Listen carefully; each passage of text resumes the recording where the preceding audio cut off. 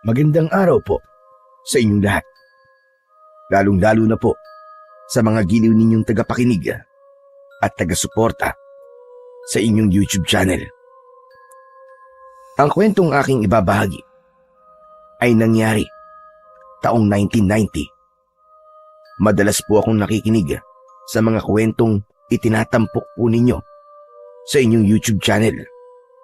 Kaya naisipan ko rin po na sumulat sa inyo para maibahagi ko rin sa lahat ang nakakatakot na karanasan namin ni tatay. Nang lumipat po kami sa baryo ng Santa Rosa, nung una, ang buong akala ko po ay inilalayo lamang ako ni tatay sa aking mga kaibigan na may hindi mabuting impluwensya sa akin. Palagi po kasi akong napapasama sa gulo kapag sila ang kasama ko. Pero nang kami ay makarating sa baryo, natuklasan ko po na doon din pala nagpunta ang aking ina at ang kapatid na 17 taon nang nawawala. Sa una po, na pagtira namin doon ay payapa naman ang lugar. Ngunit hindi nagtagal, unti-unti naming nakikita ang tunay na misteryong itinatago ng mga tao sa baryong yon, na hanggang ngayon ay hindi ko po makakalimutan. Kilalanin niyo na lamang po ako sa pangalang Waldo. At ito ang aking kwento. Alam ko nagulat ka sa biglang pagdedesisyon ko na lumipat tayo sa baryo ng Santa Rosa. Mabuti naman po at alam niyo, tay. Gusto ko pong malaman kung anong dahilan at biglaan po ang pasya niyo. Marami akong dahilan, anak. Inilalayo lamang kita sa mga kaibigan mo na hindi magandang impluwensya sa'yo. Palagi ka nalang napapasama sa gulo. Natutuwa ka ba ng ganon? Na tinatawag ka nilang berador? Tay, ipinagtatanggol ko lamang po ang aking sarili. Kung di po ako lalaban sa kanila, lumalabas po na duwag ako. At kapag hinayaan ko naman po sila, baka ako naman po ang pinaglalamayan ngayon. Kaya nga iniiwas na kita sa kanila, anak. Hindi sa lahat ng oras ay palagi mo may pagtatanggulang yung sarili. Paano kung bigla na lamang may tumaydor sa'yo? Iisa lang ang buhay, anak. Kaya sana'y mag-iingat ka. At bilang ama mo, masyado na ako nag-aalala para sa'yo. Kaya tama lang ito naging desisyon ko, ang lumipat sa baryong yon. Hindi po ako naniniwalang yun lang po ang dahilan nyo, tay. Sa palagay ko po, meron pa po kayong hindi sinasabi sa akin. Ay nako, Waldo. Bahala ka na sa gusto mong isipin. Teka, bakit naman hanggang dito nakasukbit ang itak mo sa bewang mo? Kaya siguro pinagtitinginan tayo ng mga tao kanina. Dahil dala mo yan. Itago mo na nga yan. Tay, pati ba naman to, pinakikialaman niyo pa? Hindi kita pinakikialaman. Ilagay mo sa tamang lugar ang pagdadala mo ng itak. Para ka namang sasabak sa gera niyan Nasa loob tayo ng buso. Baka mamaya niyan umakyat dito mga pulis. Tapos isipin nila na may binabala kang masama sa mga pasahero. Uso pa naman ngayon ang huldapan. Pero tay, hindi po kasi ako komportable kung wala po to sa bewang ko. Para bang palagi po ako nag-aalala. Ay nako. Sige na, itago mo na yan. Mamaya mo na lang isukbit yan kapag nakarating na tayo sa baryo. Sige na. Pambira naman talaga, oo. Ako kinakabahan sa ginagawa mo Sige na nga po, tatago ko na po. Baka kung saan pa makarating ang usapan natin. Mabuti naman. Para naman mapanatag na ang kalooban ko. Sige na, itago mo na yan. Oo na po. Ay tay, maiba ako. Sigurado po ba kayo dun sa lugar na pupuntahan natin? Oo naman. Maganda sa lugar na yon. Ang sabi ni Aling Tess. Tahimik, malayo sa gulo, at malayo sa mga kaibigan mong pasaway. Ang sabi niya, marami raw ang pumupunta sa lugar na yon at hindi na raw bumabalik. Ibig sabihin daw nun, nagugustuhan nila ang lugar, kaya ayaw na nilang umalis. Ay nako, para sa akin, baka meron din na ibang dahilan kung bakit hindi sila nakakabalik.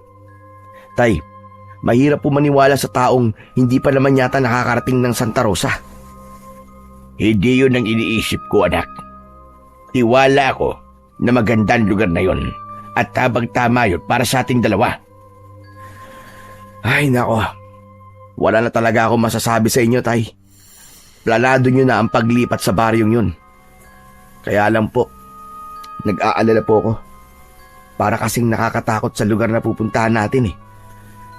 Bakit mo naman nasabi yan, anak? Hindi pa nga tayo nakakarating sa lugar na yun. Tapos sinuhusgaan mo na kagad. Kita naman po, tumingin po kayo sa labas ng bintana. Kanina pa po tayong bumabiyahe, pero hanggang ngayon, wala pa rin tayong nakikitang bahay sa gilid ng kalsada. Kahit tao man lang sana na naglalakad. Maliban sa malawak na talahiban at palayan, wala nang ibang magandang tanawin sa lugar na to. Sus, ikaw lang ang gumagawa ng dahilan para takutin ang sarili mo. Hindi na ako nagulat na ganyan ang itsura ng lugar na pupuntahan natin. Dahil dati akong laking probinsya, anak. Ganito talaga ang itsura, lalo na at liblib ang baryo ng Santa Rosa. Kaya huwag ka na mag-isip ng kung ano-ano. Tinatakot mo sarili mo eh. Pero tayo hindi ko kayang gawin yun, ang hindi mag-isip. Tignan niyo naman po ang itsura ng mga pasahero sa unahan ng upuan natin. Ayun ho, yung matandang lalaki na may katabing buntis. Kanina ko pa po napapansin na panay po ang linga sa paligid. Ganon din po rito sa tapat ng upuan natin. Napapansin niyo po ba ang dalawang lalaki na panay ang tayo at tingin sa unahan ng sasakyan? Halata naman sa kanila na nag-aalala rin sila sa lugar na pupuntahan natin. Kung nag-aalala sila, bakit hindi pa sila bumaba at wag nang tumuloy? Ay nako, basta alam ko, tumigil ka na sa kapapansin mo sa mga kasama nating pasahero. Pati ako kinakabahan sa mga pinagsasasabi mo eh. Tay, sinasabi ko lang naman po kung anong napapansin ko. Sanay ako sa pakikihalubilo sa mga tao, kaya kabisado ko kung anong ibig sabihin ng kanilang mga kinikilos. Natitiyak ko po na pareho kami ng nararamdaman. Nag-aalala rin po sila sa itsura ng lugar. Kahit na ano pa ang itsura ng lugar na pupuntahan natin, hindi na magbabago ang desisyon ko, anak. Doon na tayo titira at huwag ka nang kumontra. Tay, magsabi nga po kayo sa akin ng totoo.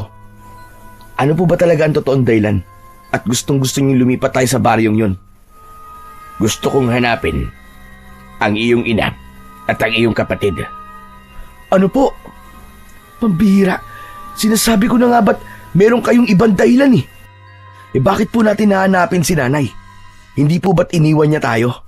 Niloko po niya tayo. Ang sabi niya bibisita lang siya sa kanyang mga magulang. Pero anong ginawa niya? Hindi na siya bumalik. Hindi mo ako naiintindihan, anak. Kahit 17 taon nang nakakalipas, ay umaasa pa rin akong muli ko siyang makikita. Mabubuo pa ang pamilya natin. Pero tay, iniwan niya po tayo. Wala na tayong naging balita mula sa kanya.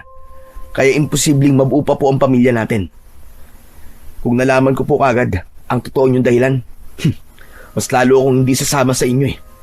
Hindi po ako makakapayag sa gusto niyong mangyari. Tay, bumalik na po tayo. Huwag na po nating hanapin si nanay. Tumahimik ka nga.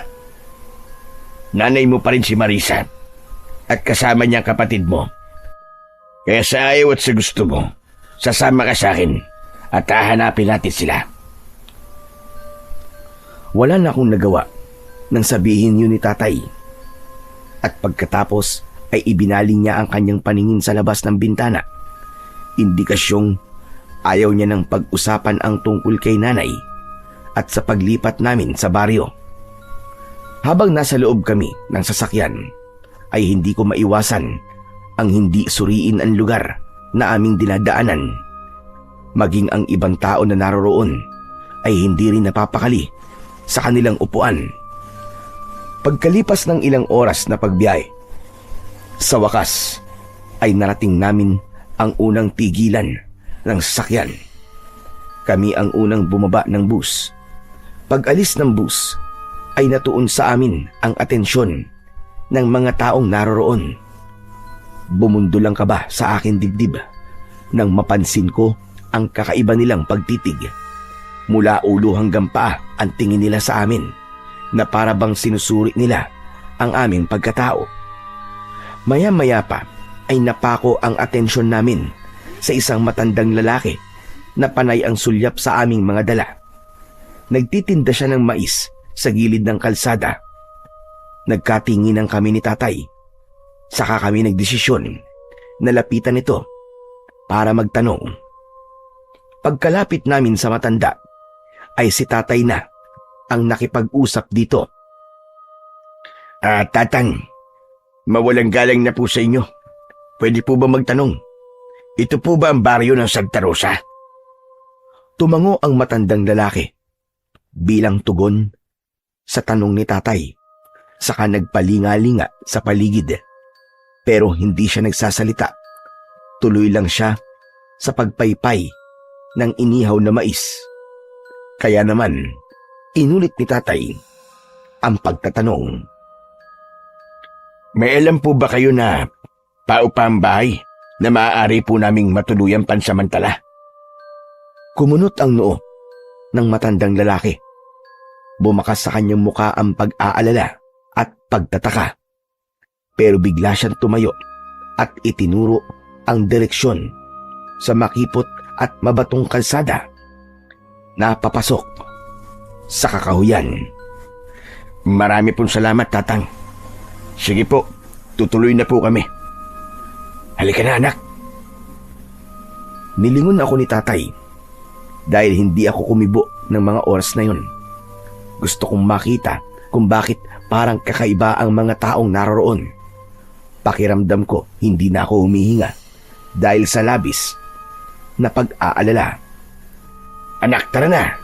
Malayo pa lalakarin natin.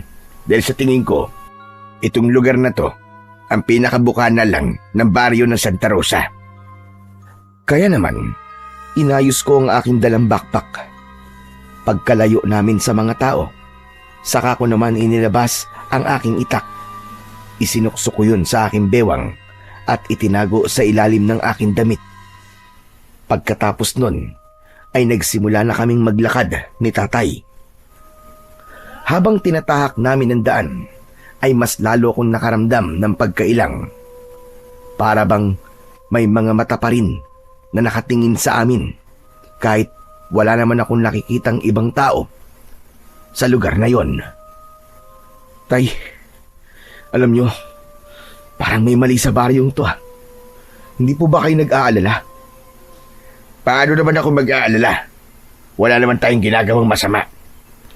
Hindi tayang ibig ko pong sabihin. Ang lugar na to, tay. Para bang may mali. Tignan niyo po ang gilid ng kalsada. Malalalim ang bangin. Wala akong makitang mga bahay na nakatayo at masyado pong tahimik. Hindi po ba't parang nakapagtataka? Walang nakapagtataka sa ganun, anak. At isa pa, ito nga ang gusto ko eh. Malayo sa kaguluhan, tahimik ang paligid, at kahit papano, mapapanatag na ang loob ko na mailalayo na kita sa mga kaibigan mo. Pero tay, hindi po ako mapapanatag sa lugar na to. Huwag ka na nga mag-isip ng kung ano-ano, anak. Wala ka na rin naman magagawa eh. Nandito na tayo. Bilisan mo na lang ang paglalakad para makahanap na tayo ng bahay. Sa palagay niyo po ba, tay? Tama po ang daan na to. Nagsasabi po kaya ng tamang direksyon ng matandang lalaki kanina? Oo naman. Kaya nga sa matandang lalaki ako nagtanong eh, para hindi tayo lokohin sa direksyong ituturo niya sa atin. Nakaayan na oh. May nakasulat sa arko. Ito na nga ang baryo ng Santa Rosa. Dahil nakita ko rin ang nakasulat sa arko, hindi na ako nagtanong. Ipinagpatuloy na lamang namin ang paglalakad papasok sa lugar na yon. At sa loob nun, tumambad sa aming paningin ang mga bahay na gawa sa kugon at kawayan. Malalayo ang distansya ng mga bahay sa bawat isa. At ang mga tao, abala sila sa kanilang mga gawain. Nang makita nila kami, pumasok sila sa kanilang bahay at pinagsarahan kami ng mga bintana at pintuan. Hala, tay! Bakit po sila nagtatago? Siguro, hindi sila sanay na may dayo sa kanilang lugar. Ganun lang yun. Ay nako, hindi ko na po alam kung ano pa ang iisipin ko sa lugar na to eh. Isa pa, napansin ko po na malalaki ang katawan ng mga lalaki rito. Para bang hindi sila gagawa ng maganda, tay. Sus, lahat na lang pinapansin mo. Ano naman kung malaki ang katawan? Ay, ewan ko sa'yo, anak. Iba talaga ang mga lalaki sa probinsya, yan ang tatandaan mo. Sanay sila sa mabibigat na trabaho at sa trabahong bukid. Kaya huwag mo silang husgahan ng masama. Sa pagpapatuloy namin sa paglalakad, hindi sinasadyang may nadaanan kami na sugatan na unggoy. Nanginginig ang kanyang katawan at nanghihingi sa amin ng pagkain. Mabuti na lang at may dala akong tinapay na binili ko bago kami sumakay ng bus. Yun ang ibinigay ko sa unggoy na agad naman na umalis sa aming harapan. Sinundan namin ang unggoy, ngunit nawala siya sa madilim na bahagi ng kakahuyan. Kawawa naman po ang unggoy na yun, tay. Parang dadalhin pa niya sa kanyang pamilya ang pagkain na ibinigay ko sa kanya. Tama ka, anak. Siguradong may pamilya siyang hahatiran ng pagkain. Mabuti na lang at may dala kang tinapay. Anak, tama yan ha. Panatilihin mo maging mabuting tao sa mga hayop. Dahil baka dumating ang araw, sila pa pala ang magliligtas sa'yo kapag nalagay ka sa kapahamakan. Hindi po ba't yun naman po talaga ang kinagistang kong paalala mula sa inyo, tay? Ang maging mabuti sa mga hayop. Teka, tay, tignan niyo po. Ayun sa gawing yun. Sinundan ng tingin ni tatay ang direksyong itinuturo ko. Tumambad sa aming paningin ang maraming abandonadong sasakyan sa ibaba ng bangin. Aba, bakit naman maraming sasakyan dyan? Sayang naman, nakaimbak lang. Teka, sino kayang nagtapon ng mga sasakyan sa lugar na yan? Tay, lapitan po kaya natin para malaman po natin kung ano dahilan at itinapon ng mga sasakyan dyan. Mabuti pa nga, mukha kasing bago pa ang iba eh. Halika na. Bumaba kami ni tatay sa may hindi naman kalaliman na bangin para tignan ang iba't ibang klase ng mga sasakyan.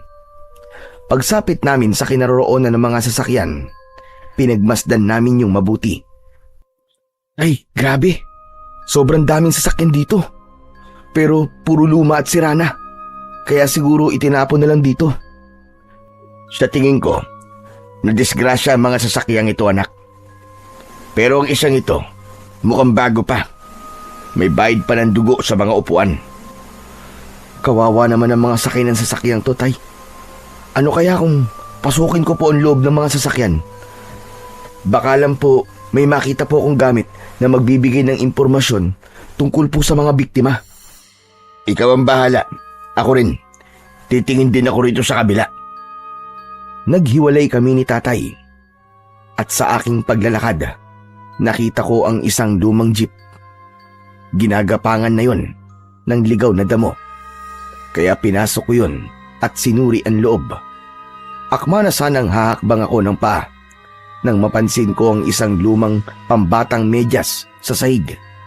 Kinuha ko yun at pinagmasdan dahil may burda yun na letrang A at isinilid ko yun sa aking bulsa. Bukod sa medyas ay wala na akong ibang nakita kaya naisipan ko na rin na bumaba ng sasakyan. Maya-maya pa ay narinig ko ang boses ni tatay mula sa itaas.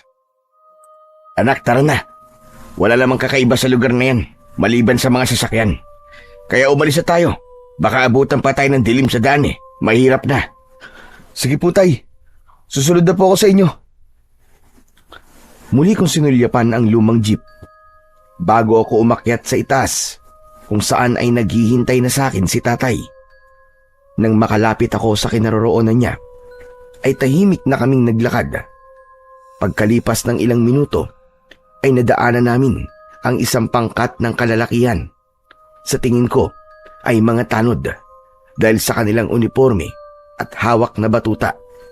Napansin ko na pinagtutulungan nilang bugbugin ang isang binata.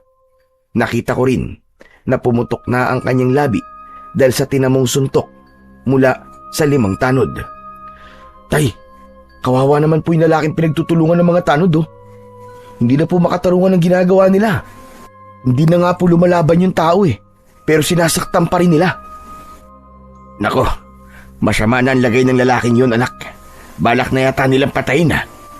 Tay, tulungan po natin siya. Bilisan nyo! Teka, sandali lang anak. Baka tayo naman na mapahamak.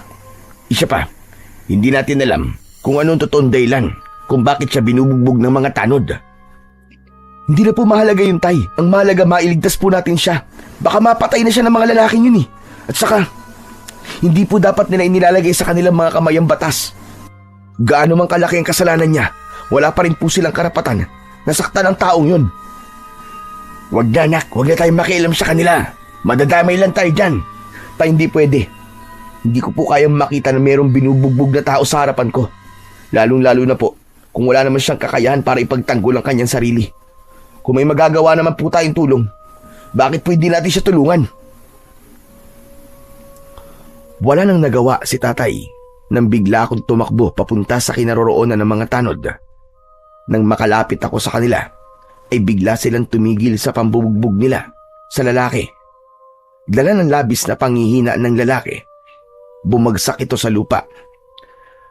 Mawalang galang na po sa inyo. Pero ano po bang kasalanan ng lalaking yan at pinagtutulungan niyo pong bugbugin? Hindi na po lumalaban sa inyo Mga tanod pa naman po kayo. Ay, kung sino ka man, huwag ka na makialam dito. May kasalanan ako sa kanila. Kaya nila ako binubugbog. Kahit na pa hindi makatarungan ng paraan nila ng panghuhuli sa'yo.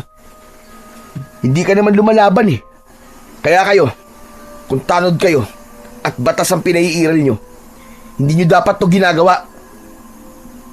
Imbis na makinig, ay nakita kong sinipa ng isang tanod ang lalaking nakahandusay sa lupa. Kaya wala na akong inaksayang oras. Tumalon ako, sabay sipa sa mukha ng tanod na nanakit sa lalaki. Bumagsak ito sa lupa. Hindi naman yun nagustuhan ng kanyang mga kasama. Kaya sabay-sabay silang sumugod sa akin. Umatake sila sa akin gamit ang kanilang batuta. Pero nagawa ko yung maiwasan at gumanti ng sipa sa kanila. Katulong ko si tatay, na hinarap naman ang isang matabang lalaki. Dahil 4 ang kalaban ko, hinugot ko na ang aking itak. Alam kong malalagay rin ako sa alanganin at wala silang balak na buhayin ako. Kaya naman, humanda ako sa kanilang pagsugod. Nang umatake sila sa akin ng palo ng batuta, mabilis ko yung iniwasan, saka gumanti sa kanila ng isang hataw sa pamamagitan ng pinalapad kong itak. Hindi ko sila tinuluyan na sugatan, ngunit sapat na ang pagpalo ko ng talim sa kanila upang maramdaman nila ang sakit. Bumagsak sila sa lupa at nawalan ng malay. Saka ko nilapitan ang lalaki na dahan-dahang tumayo. Ayos ka lang ba? Maraming salamat sa pagtulong niyo sa akin. Nakita ko na hindi ito makatayo ng tuwid. Pinunasan niya rin ng kamay niya ang umagos na dugo mula sa kanyang pumutok na labi. Pagkatapos ay pinagmasdang kaming dalawa ni tatay. Akala ko katapusan ko na. Mabuti na lang at napabagsak niyo sila. Nakahanap din sila ng katapat. Ay, siya nga pala. Ako nga pala si Estong. Ako naman si Waldo. At siya naman ang tatay ko, si Mang Ronald. Ganun ba? Maraming salamat ulit sa inyong mag-ama. Utang ko sa inyo ang aking buhay. Teka, mukhang bago lang kayo rito Dayo lang ba kayo rito? Oo, Istong. Pero balak na naming tumira dito. Saan nyo mabalak pumunta ngayon? Ang totoo niya na Istong hindi pa namin alam kung saan talaga kami pupunta. Ang balak sana namin ni tatay maghanap ng bahay na mauupahan na pansamantala naming matutuluyan habang wala pa kaming nahahanap na lupa na pagtitirikan ng aming tahanan. Baka naman matulungan mo kami, Estong. Hindi namin kabisado ang lugar na to, kaya nahihirapan kami. Teka, bakit naman po sa dinami-dami ng baryo na lilipatan nyo, dito pa sa Santa Rosa, ang naisip nyo? Bakit, Estong? May problema ba sa baryong to? Basta, magulo ang lugar na to. At hindi kayo ligtas sa lugar na to. Hindi kayo dapat dito nagpunta. Hindi ko naiintindihan kung anong ibig mo sabihin, Estong. Pero nandito na kami. Kailangan na namin tumuloy. Ang mabuti pa kaya tulungan mo na lang kami maghanap ng bahay. Kayo po ang bahala, Mang Ronald. Basta, hindi po ako nagkulang ng pagpapaalala sa inyo ha. Pero dahil iniligtas niyo po ako, sasamahan ko po kayo. Sa totoo lang, Estong. Kaya kami nandito, dahil may hinahanap kami mga tao. Pero hindi na muna yun ang mahalaga. Kailangan na muna namin na matutuluyan ng aking anak. Sige po, total naman po mahalaga ang sadya nyo sa lugar na to. Sasamahan ko po kayo. Tara na po, sumama po kayo sa akin. Ihatid ko po kayo sa bahay ni Mang Badong. Po may-ari ng bahay na uupahan at siya rin po ang sekretaryo ng barangay.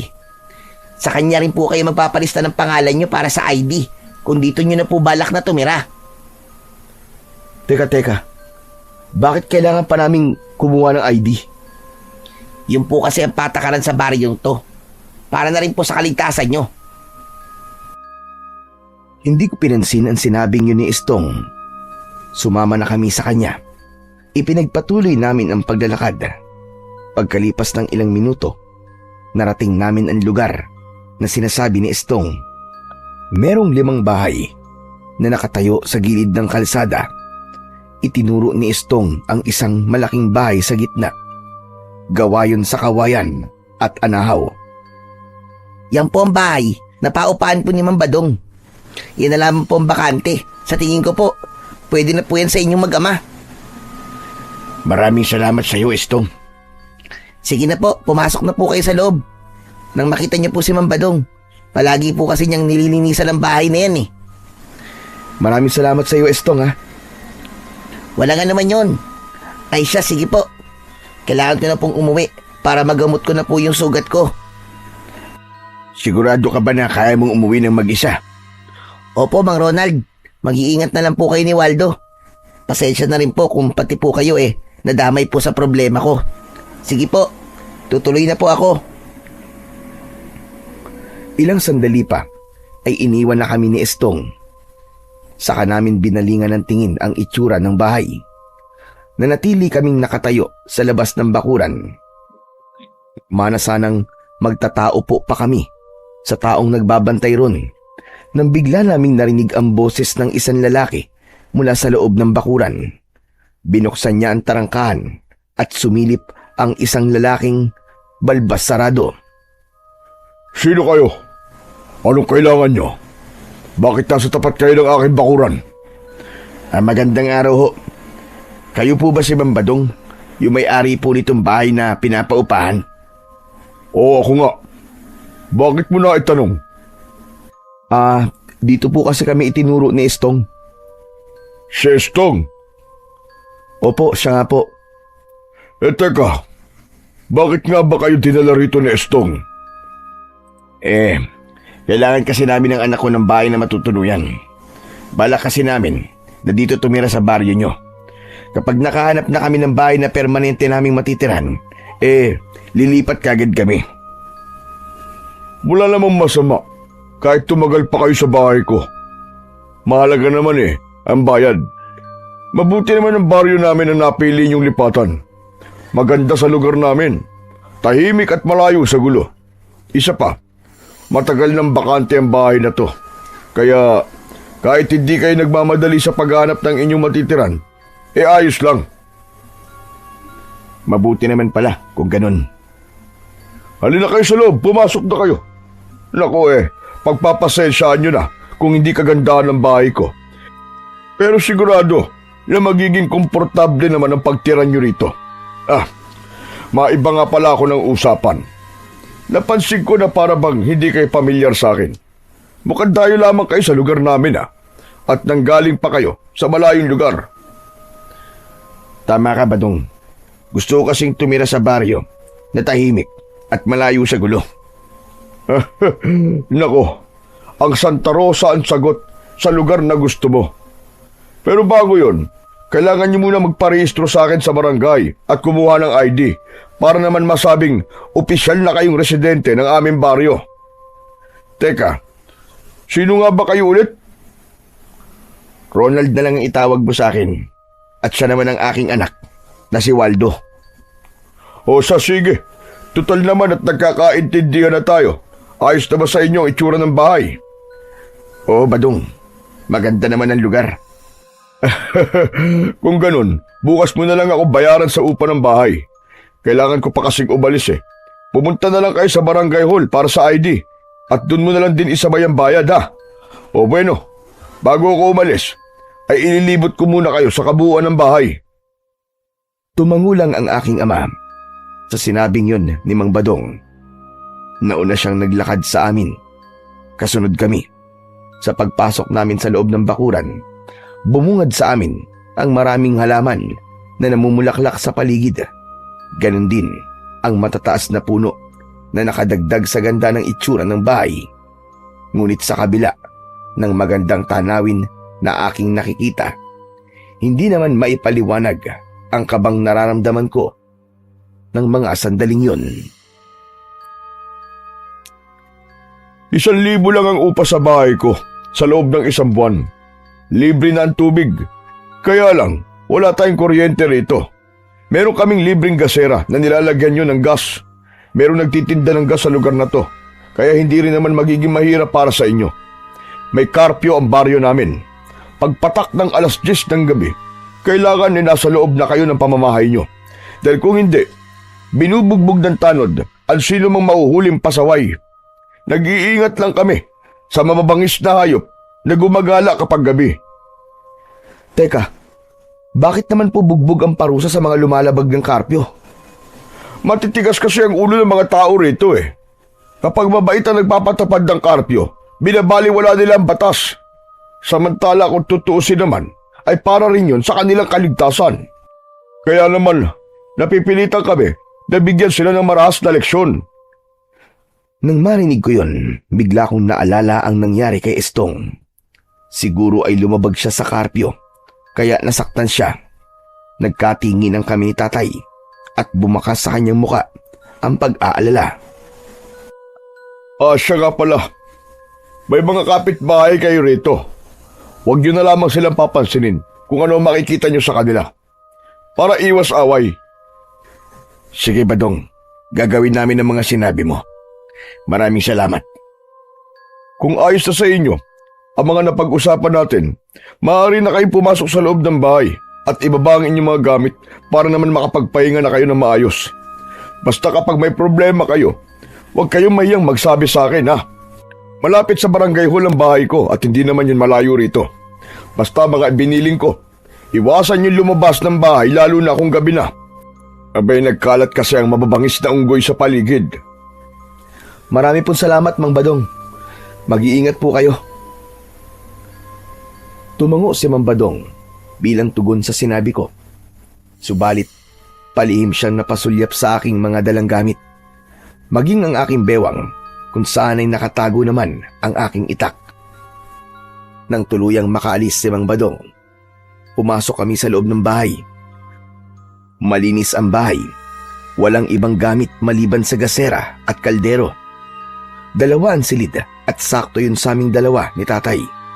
Nang maiayos namin ang aming mga gamit, ay nagpahinga kami sa loob ng aming kwarto. Pagsapit ng gabi, bigla kaming nakarinig ng huni sa labas ng aming bahay, kaya hindi ako nakatiis.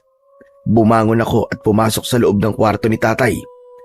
Nadatnan ko na nakaupo siya sa gilid ng katre.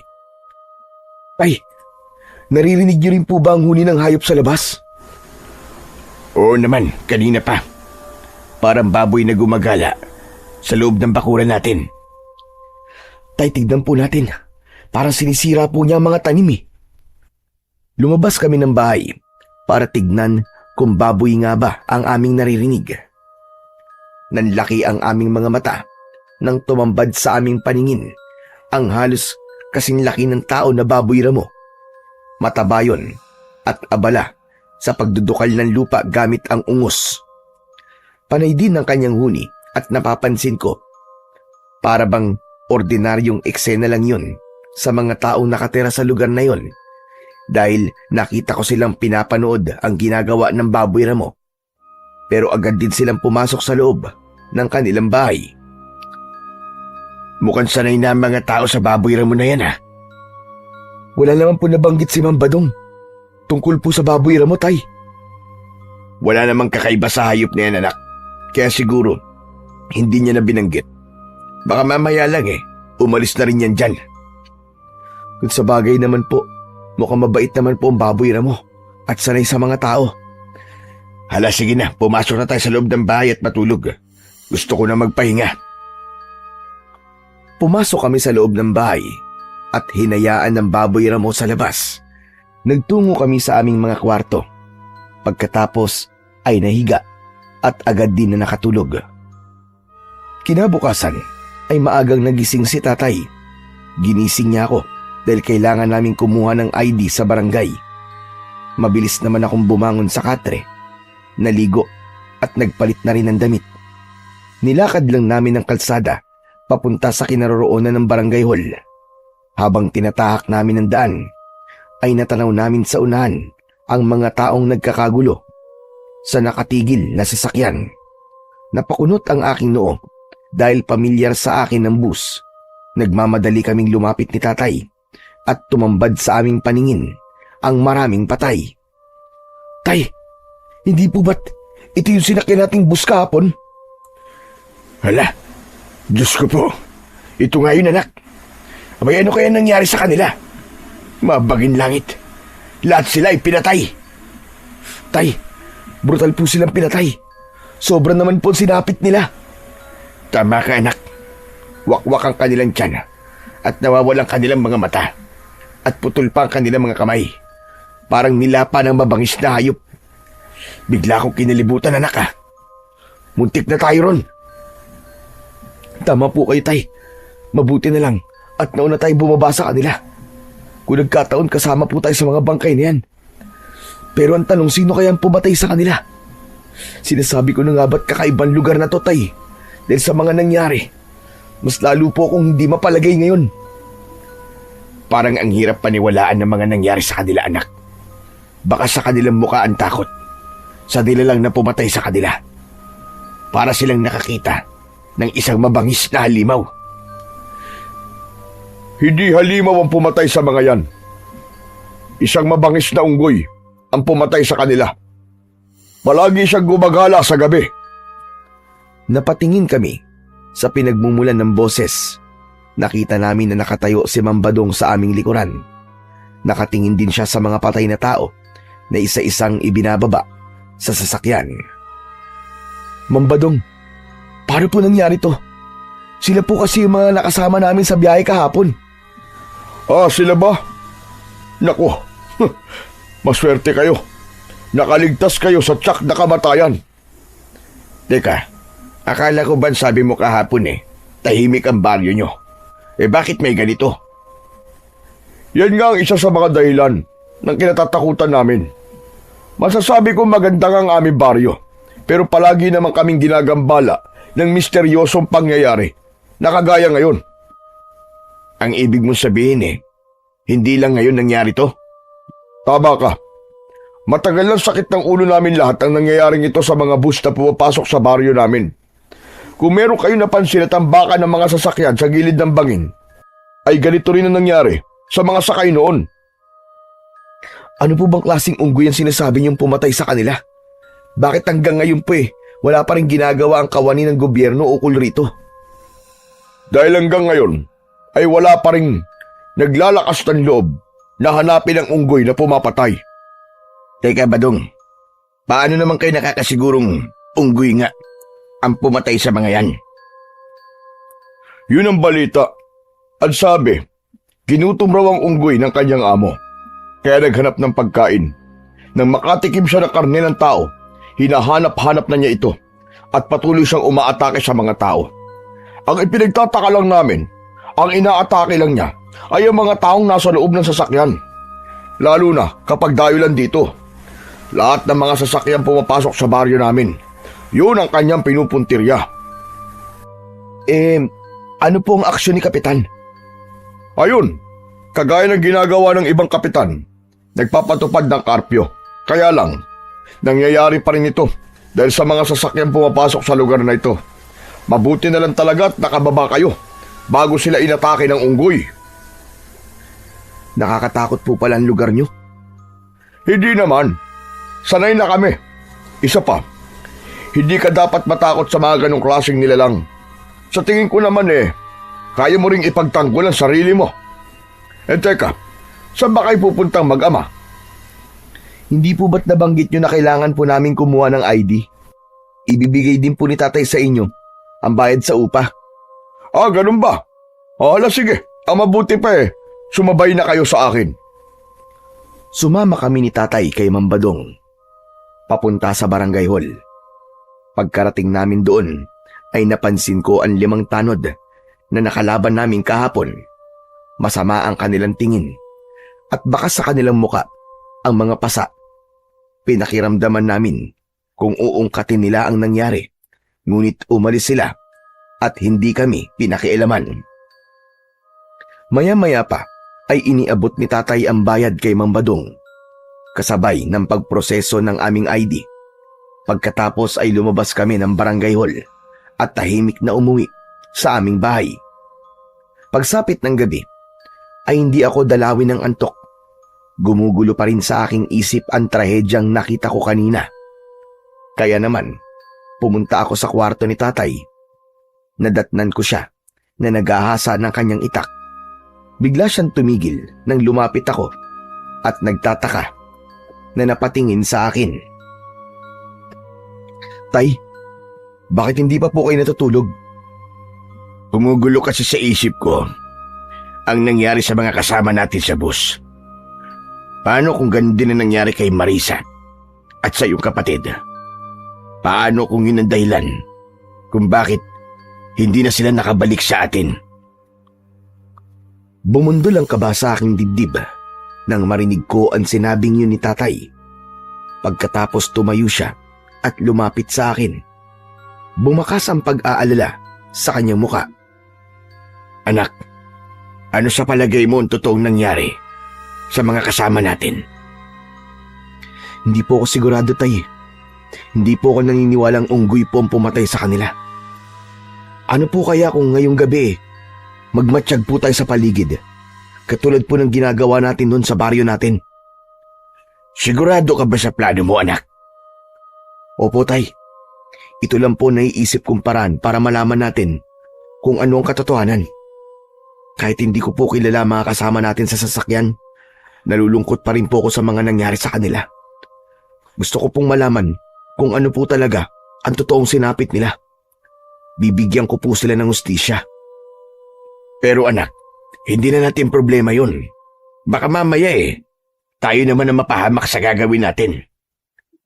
Pero tay, hindi rin naman po ako matatahimik kung mananatili tayong buhay at ang mga kasama natin ay pinatay lahat. Paano naman po yung mga pamilya nila na nag-aalala sa kanila? Isa pa, tay, paano po kung ganun din nga nangyari kay nanay at sa kapatid ko? Parang gusto ko po magsisi sa mga sinabi ko kahapon tungkol kay nanay. Bigla po ako natakot, tay. Paano po kung kasama sila sa mga naging biktima ng mabangista nila lang na yun? Diyos ko, sana naman ay hindi, anak. Sana ay hindi sila napahamak. Para akong binuhusan ng malamig na tubig sa labis na pag-aalala para sa aking ina at kapatid. Nang mga sandaling yon ay para bang bigla kong nawalan ng pag-asa na buhay pa sila. Dahil doon, mas lalo kong inasam na mahanap ang nilalang na pumatay na mga pasahero sa bus. Ang mabuti pa, anak, Gawin na natin kung ano naiisip mong plano. Hala, sige na. Ihanda mo na ang mga dadali natin. Magmamatsyag tayo sa paligid. Pero kapag wala tayong nakita, uuwi rin tayo kagad. Para hindi tayo mahuli nang nagpapatupad sa karpyo. Opo tay, mag-iingat na lamang po tayo para hindi nila malaman ang lihim nating pagmamatsyag. Mabilis kaming naghanda. Nagsuot kami ng sombrero upang wala kagad makakilala sa amin kung sakaling may makakakita sa amin. Isinukbit din namin ang aming itak sa bewang. Hindi kami nagdala ng gasera dahil maliwanag naman ang sikat ng buwan. Maingat kaming lumabas ng bahay at tinaak ang kalsada papunta sa kinaroroonan ng sasakyan. Pagdating namin doon, wala ng tao. Tay, may naisip ako. Ang mabuti po, magpanggap po tayong pasahero. Malay niyo po, biglang bumalik ang nilalang na umatake sa kanila. Ang ibig mo sabihin ipapain natin ang sarili natin, ganun ba? Opo tay, ganun na nga. Baka gumana po ang naiisip kong plano. Sumang-ayon sa akin si tatay. Umakyat kami sa bus at naupo sa unahan ng sasakyan upang madali kaming makita. Pagkatapos ay nakiramdam kami sa paligid. Anak, sigurado ka ba? Nagagana ang plano mong ito. Baka may makakita pa sa atin dito. Isipin nila na tayo ang pumatay sa mga pasahero sa bus. Tay, magtiwala po kayo sa akin. Dati ko na po itong ginagawa kapag may gusto po akong hulihin. Isa pa, naniniwala po ako na kung ang mga pinapatay ng nilalang ay ang mga taong nasa loob ng bus, maaaring makahanap po kagad tayo ng katibayan kung anong klaseng nilalang ang pumatay sa kanila. Kung sa bagay, may punto ka naman, anak. Matagal kaming naghintay roon, subalit wala kaming napansin na kakaibang kilos sa paligid. Pagkalipas ng halos 20 minuto, narinig namin ang ugong ng isang baboy ramo. Nagkatinginan kami ni tatay at napatingin sa labas ng sasakyan. Tumambad sa aming paningin ang baboy damo na abala sa pagdudukal ng lupa. Yun din ang baboy damo na nakita namin sa loob ng aming bakuran kagabi. Matagal namin siyang pinagmasdan. Pambihira naman baboy damo na yan, tay. Kung saan-saan po siya nakakarating. Tuwing gabi ko lamang siya nakikitang kumakain at nagdudukal ng lupa. Sadyang ganyan naman ang baboy ramo, anak. Tsaka, wala namang kakaiba sa baboy ramo na yan. Mabuti ngayon at baka yan pa maging dahilan para magpakita sa atin ng unggoy. Tay, baka naman po hindi unggoy ang pumatay sa mga pasahero. Baka naman po ang baboy ramo na yan. Imposible yun, anak. Wala namang balita na pumapatay ng tao ang mga baboy ramo. Kung unggoy, pwede pa. Nagkakamali po kayo, tay. Meron din pong napapabalita na minsan nang pumatay ng tao ang isang baboy ramo. Magsasalita pa sana ako nang biglang dumating ang isang babaeng unggoy. Karga niya ang kanyang sanggol. Bigla itong bumagsak sa lupa mula sa sanga ng puno at hindi na kumilos. Nanatili siyang nakatayo habang nakatingin sa baboy ramo. Nakatayo rin ito at nakipagtitigan sa unggoy. Mabilis ang tibok ng puso ko dahil ang buong akala ko aatakihin ng unggoy ang baboy ramo. Ngunit nagkamali ako.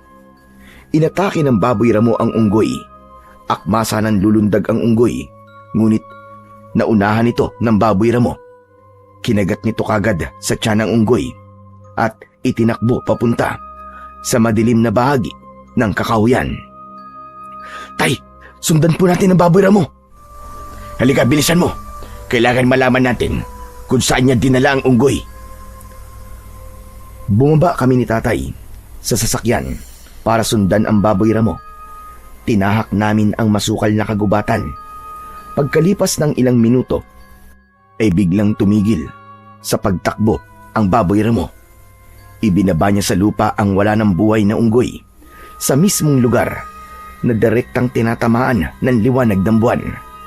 Nagtago kami ni tatay sa malaking puno habang pinagmamasdan ang ginagawa ng baboy ramo. Mula sa aming pinagtataguan ay kitang-kita namin ni tatay ang biglang pagtayo ng baboy ramo At sa isang iglap, nagbago yun ng anyo.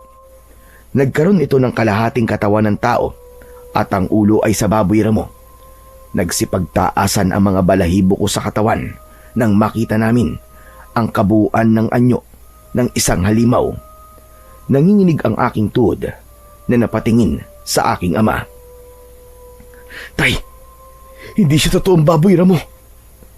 Hindi po siya ordinaryong hayop, kundi isang halimaw.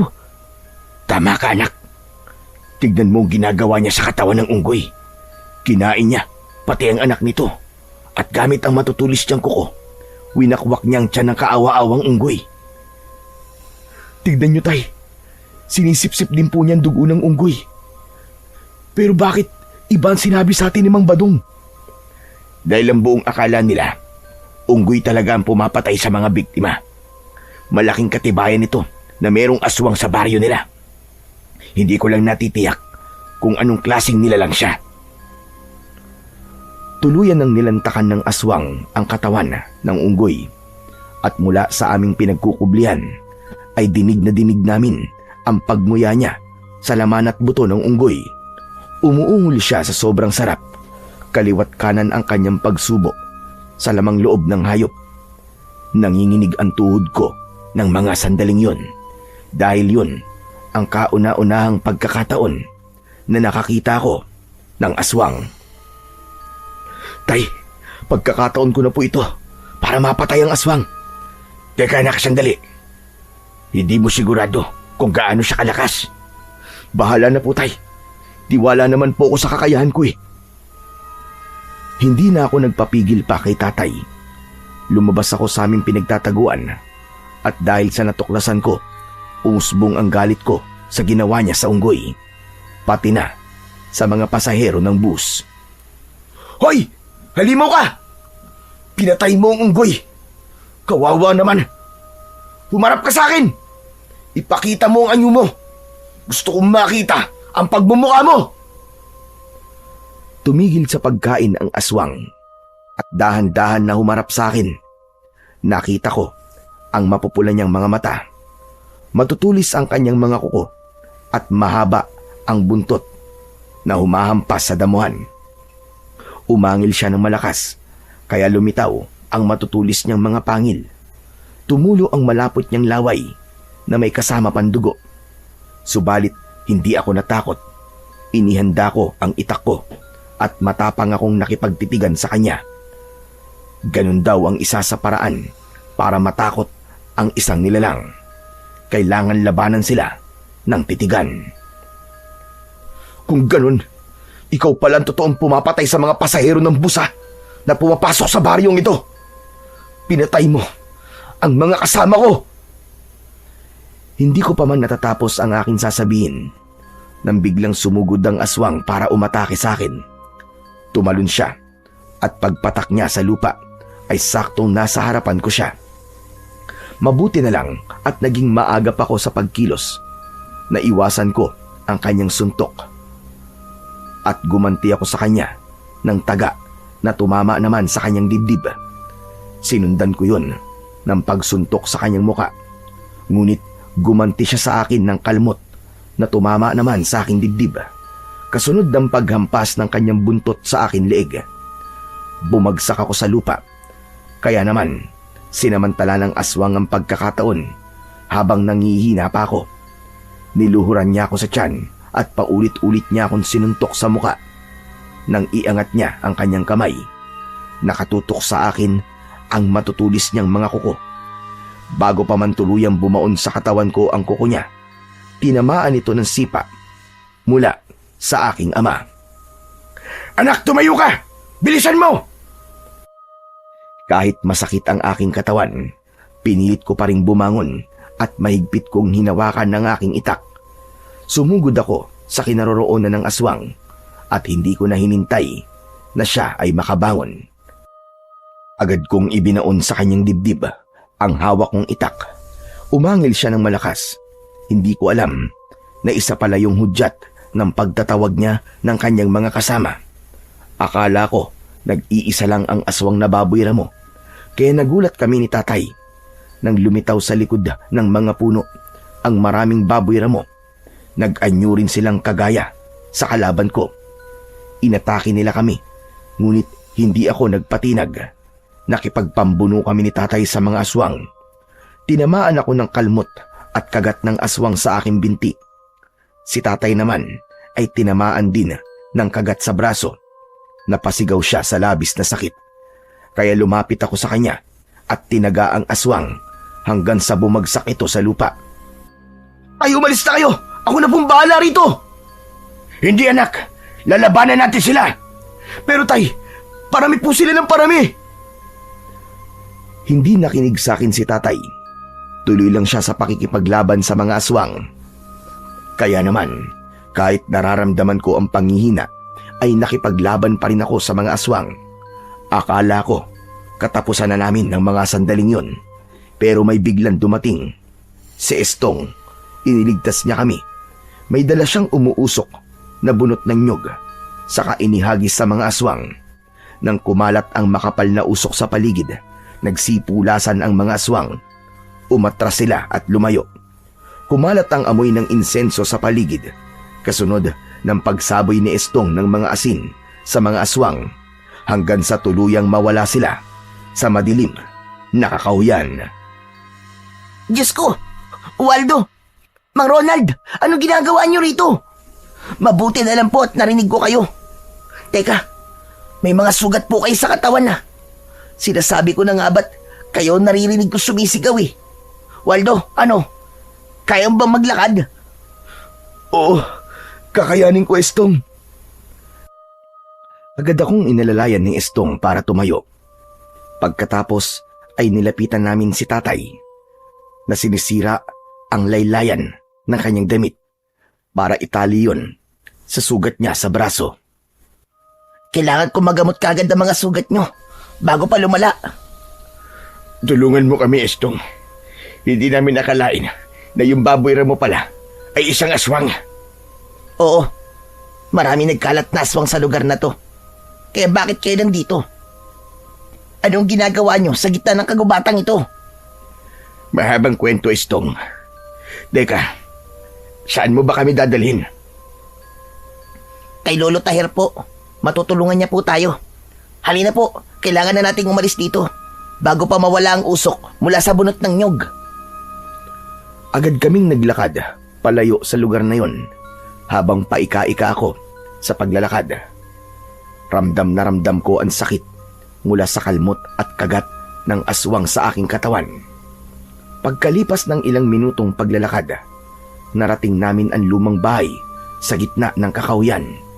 Umuusok pa ang kalanon at bukas ang gasera sa loob ng kubo. Teka, kaninong bahay ito, Estong? Ito ang bahay namin ni Lolo Tahir.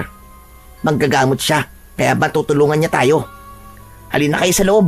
Baka masundan tayo ng mga aswang eh. Lo, tulungan niyo po ako. May mga kasama po akong sugatan. Mula sa loob ng bahay ay narinig namin ang yabag ng paa papalapit sa pintuan.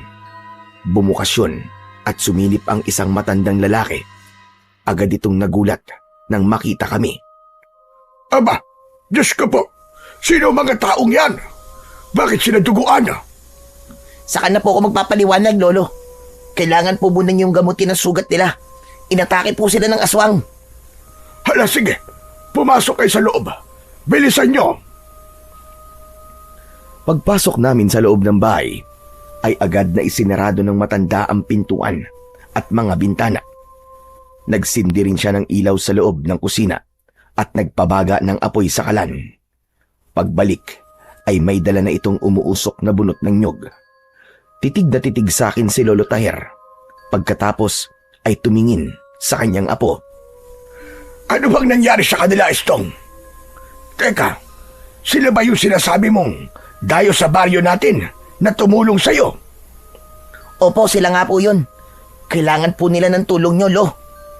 Abay sige, maluwag sa dibdib ko na tulungan sila. Salamat po, Lo. Mabuti na lang po. At napadaan ako sa lugar na yun. Mabuti na lang talaga dahil kung hindi, baka pinagtulungan na silang lapahay ng mga aswang. Bakit ba kayo nagpunta sa gubat ng ganitong oras? Hindi nyo ba alam na delikado ang lugar na ito? Hindi po namin akalain na may aswang po sa baryo nyo eh. Bakit nga kayo nasa gubat? Ano bang ginawa nyo ron? Kasi po, yung kasamahan namin doon po sa bus, natagpuan po namin kanina na patay at wala na pong natira sa kanila. Sinabi po ni Ma'am Badong na mabangis daw po na unggoy ang gumawa nun sa kanila. Pero hindi po ako naniwala eh. Kaya inaya ko po si tatay na magmatsyag sa lugar na yon. Hindi naman po namin nakalain na yung baboy ramo pala ay isa pong aswang. Isang pagkakamali ang ginawa nyo. Hindi nyo dapat ginawa yun. Paano kung nakilala kayo ng mga aswang? Kung nagkataon na nakilala nila kayo, hindi nila kayo tatantanan at susundan nila kayo hanggang sa inyong tirahan. Pero, hindi naman po namin alam na may aswang po sa lugar nyo, Tatay Tahir. Ngayong alam nyo na kung anong klaseng lugar ang baryong ito. Kaya nga nagtataka ko kung bakit dito kayo lumipat sa baryo ng Santa Rosa. Hindi nyo ba alam na kakaibang lugar na ito? Marami ang nawawalang tao sa lugar na ito. Dahil sa oras na makapasok sila sa baryong ito, ay hindi na sila nakakabalik pa. Naikwento na sa akin ni Estong kung sino kayo. Hala, sige na. Hubarin nyo na ang inyong mga damit at kailangan magamot kagad ang mga sugat ninyo. Tutulungan ko po kayo, Lolo Tahir. Ako na po magtatali ng tela sa kanilang sugat para hindi umakyat ang lason. Agad kaming sumunod sa utos ng maglolo. Ganon din si tatay. Mabilis ang kilos ng matanda na parabang sanay na sanay ito sa ganong gawain. Nagdikdik siya ng mga dahon at inilagay sa mga sugat namin. Pagkatapos ay pinatakan niya ng langis. Kitang-kita ko na kumulo ang langis sa sugat namin. Lolo Tahir, ano pong nangyayari? Bakit bigla pong kumulo ang langis? Kapagkat pinapatay ng langis at katas ng dahon ng artemisa ang lason mula sa laway ng aswang. Kapag kumalat ang lason, mapaparalisa ang buong mong katawan. Pagkatapos ay mahahawa kayo ng aswang. At kaya naman kumukulo ang langis dahil sinisip-sip nito ang lason. Kapag nawala na ang pagkulo, ibig sabihin, wala na ring lason sa sugat nyo. At hindi nyo na mararamdaman ang sakit. Ano po bang klaseng aswang ang umatake sa amin, Lolo Tahir? Sila ang mga aswang na awok. Isang nilalang na mukhang baboy ramo. Mabangis silang nilalang dahil ultimo buto ng tao ay hindi nila pinapalampas at agad na kinakain. Paborito nila ang kamay ng tao. Kaya pala karamihan sa mga bangkay ng pasahero ay walang kamay. Bakit po hanggang ngayon ay malaya pa rin silang nakakapambiktima? Dahil mahirap silang kalaban. Mabangis, mabilis kumilos, at malinaw ang mga mata sa gabi. Mabuti na lang talaga at nakasuot kayo ng sombrero. Hindi nila kayo nakilala. Matagal na po ba kayong nakatira dito, Tatay Tahir? Oo naman, matagal na kaming nakatira at nakakulong sa baryong ito. Ano pong ibig sabihin yung nakakulong kayo sa baryong ito? Nakulong kami rito. Matagal na kaming biyag ng mga aswang na awok. Wala sa amin ang nakakalabas ng buhay sa baryong ito. Pinatay nila ang pamilya ko at maging ang aking anak na matagal ko nang hindi nakikita. Pinatay nila sa loob mismo ng sinasakyan niyang jeep. Mabuti na lang at nailigtas ko ang aking apo na si Estong. Kung ganun po, wala na pong pamilya si Estong? Oo, tama ka. Ulila na siya. Ang baryo ng Santa Rosa ay pugad ng mga aswang na awok. Pinangangalagaan nila ang kanilang lahi sa pamamagitan ng pagpatay sa mga dayo na pumapasok sa lugar na ito. Marami rin silang mga biyag doon sa kanilang kuta. Diyos ko, kung ganun, patay na po ang lahat ng mga taong pumasok sa baryong ito. Ganun ho ba? Tila naramdaman ko ang pagdadalamhati sa boses ng aking ama nang sabihin yun. Biglang pumasok sa isip ko si nanay at ang kapatid ko. Marahil ay patay na rin sila. Dala ng galit ay napakuyom ang aking kamao. Maya-maya pa ay si Estong naman ang nagsalita. Lahat ng mga taong nakapalibot sa atin ay mga aswang. Kaya mahirap magtiwala sa kanila. Kung ganun, nakakulong na rin kami ni tatay sa pugad ng mga aswang. Tama ka, Waldo. Kung naaalala nyo, nung nadaanan nyo akong pinagtutulungang bugbugin ng mga tanod, nahuli nila akong lumapit sa mga bihag para magbigay ng pagkain sa kanila. Lumabag ako sa karpyo, kaya yon, sinaktan nila ako at balak sanang patayin. Mabuti na lang at dumating kayo. Kung pinapatay nila ang mga dayo, bakit kami? Hindi nila kami pinatay. Dahil natalo nyo sila sa laban. Naghahanap sila ng tiyempo ngayon para patayin din kayo. Pero dahil nakakuha kayo ng ID, hindi nila muna kayo gagalawin. Kapag natuklasan nila na alam nyo ng tungkol sa kanila kayo papatayin. Sinasabi mo bang nagpapanggap kayong walang alam tungkol sa kanila para mabuhay kayo? Oo. Kaya nga, umaarte akong walang alam at inilapit ko pa kayo sa pinakapinuno ng aswang. Teka, sandali. Si Mang Badong ba ang tinutukoy mo, Estong? Opo, Mang Ronald. Siya po ang pinakapinuno ng mga aswang na awok. Sandali. Kung si Mambadong ang pinuno ng aswang, bakit wala pa rin kayong ginagawa? Humahanap lang kami ng tiyempo, Waldo. Kapag napasama kami sa biyag, hindi na kami makakahanap ng paraan para labanan ng mga aswang at itaka sa mga biyag. Ano pong ginagawa nila sa mga bihag? Unti-unti silang kakainin. Ginagawa silang reserbang pagkain. Sa oras na, wala na silang mahanap na unggoy na siya nilang pangunahing pagkain. Unti-unti ko na rin po naiintindihan ng nangyayari. Ibinibintang nila sa unggoy ang kanilang kasalanan para hindi sila paghinalaan. Tay, sinasabi ko na nga ba't may kakaiba sa lugar na to eh. Sobra pa sa inaasahan natin ang matutuklasan nating lihim sa baryong to. At dahil sa kakaibang lugar na to, anak, mas lalo akong magsusumikap na hanapin ang iyong kapatid at ang iyong ina. Kahit konti na lang ang pag-asa na natitira sa atin, umaasa pa rin ako na sana ay buhay pa sila at kasama lang sa mga bihag. Ako rin po, tay. Hahanapin ko po si nanay. Habang nag-uusap kami ni tatay, bigla namang nagsalita si Lolo Taher. Delikado ang lugar na ito para sa inyo. Hanggat maaari, kung kaya nyo magpanggap, gawin nyo. Magkunwari kayong walang alam sa tunay nilang pagkatao. Hindi rin nila dapat malaman na nakipag-usap kayo sa amin ni Estong. Dahil kung hindi, iisipin nila na bumubuo tayo ng plano para sila ay sugpuin. Naiintindihan po namin, Tatay Taher. Sige po, Lolo Taher. Gagawin po namin ang sinasabi nyo. At teka, sandali lang po. Hindi niyo po ba sinubukan tumakas man lang? Maraming beses na namin ginawa yun. Kaya lang, bantay sarado ang baryong ito. May mga kuta sa bawat labasan ng baryo. Kaya hanggang ngayon, nag-iisip pa rin ako ng paraan kung paano sila matatalo. Lalo pat ang nag-iisang sandata na makakatalo sa kanila ay binabantayan din ng maraming aswang na awok. Binabantayan na sandata? Ano pong ibig niyo sabihin, Lolo Taher? May sandata na tatalo sa kanila. Paano po yung makukuha? Gusto ko pong tumulong. Ililigtas ko po kayo kasama ang kanilang mga bihag. Nakahanda po akong sumugal para sa sandata. Bibigyan ko rin po ng katarungan ang mga nangyari sa aming mga kasama sa bus. Huwag, anak. Natatakot ako na baka mapahama ka. Ang kailangan lang na gawin natin ngayon ay tumakas sa lugar na ito at mahanap ang iyong ina. Hindi tayo makikipaglaban sa mga aswang. Walang puwang ang takot sa mga oras na to, tay. Kaduwagan ng pagtakas habang maraming tao ang nagdudusa at nangangailangan ng tulong.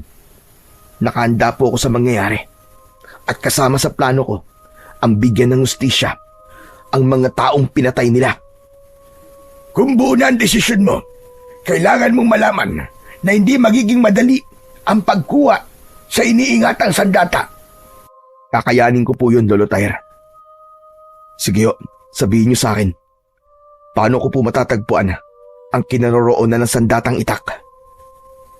Sa gitna ng kagubatang ito, may isang malaking yungib.